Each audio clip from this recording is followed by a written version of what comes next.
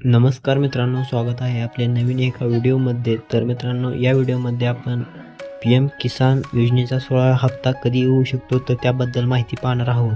तर मित्रांनो, PM किसानचा जो 16वा हप्ता आहे तर तो सुद्धा याच चालू महिन्यामध्ये येण्याची शक्यता आहे. तर त्याबद्दलची माहिती आपण या व्हिडिओमध्ये पाहूयात. तर मित्रांनो, त्यापूर्वी आपण जर आपल्या यूट्यूब चॅनलवर पहिल्यांदा आला असाल तर आपल्या यूट्यूब चॅनलला नक्की सबस्क्राईब करा अशाच माहितीसाठी. चला तर व्हिडिओ सुरू करूया.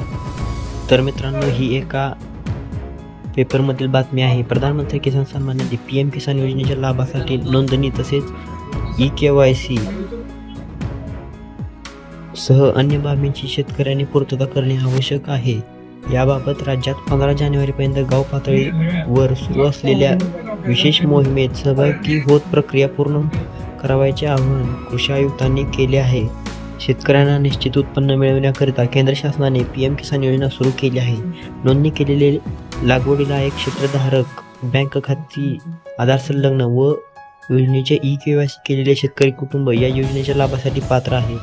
PM किसान योजनेचा जो 16वा हप्ता आहे तर तो 16वा हप्ता जानेवारी महिन्यात वितरित करण्याचे शासनाचे नियोजन आहे. तर आपण या ठिकाणी पाहू शकता PM किसान योजनेचा 16वा हप्ता जानेवारी महिन्यात हा हप्ता येण्याची शक्यता आहे. तर या योजनेअंतर्गत कोण लाभ घेतं तर या योजनेअंतर्गत पती, पत्नी व त्यांच्या 18 वर्षाखालील अपत्यांचा समावेश असेल अशा सरसकट सर्व पात्र शेतकरी कुटुंबास 2,000 रुपये प्रति हप्ता याप्रमाणे 3 समान हप्त्यामध्ये प्रतिवर्षी 3,000 रुपये लाभ अदा करण्यात येत आहे. भूमी अभिलेख नोंदी अद्ययावत नसलेल्या पात्र लाभार्थ्यांचा या योजनेत समावेश करण्यास अद्यापही संधी असल्याने शेतकऱ्यांनी संबंधित तलाठी तहसील कार्यालयामध्ये जे आहे तर ते संपर्क साधायचा आहे. eKYC साठी नजीकच्या सामायिक सुविधा केंद्राशी आणि बँक खाते आधार संलग्न करण्यासाठी इंडिया पोस्ट पेमेंट बँकेमार्फत पूर्तता जी आहे तर ती करायची आहे. अधिक माहितीसाठी आपल्या गावचे कृषी सहाय्यक पर्यवेक्षक यांच्याकडेच जे आहे तर ते दिले आहे.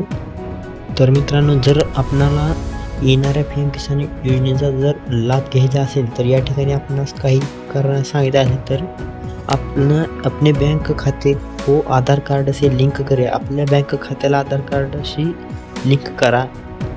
त्यानंतर 2 नंबर, अपने आधार सीडेड बैंक खाते में अपना DBT विकल्प ॲक्टिव्ह करे.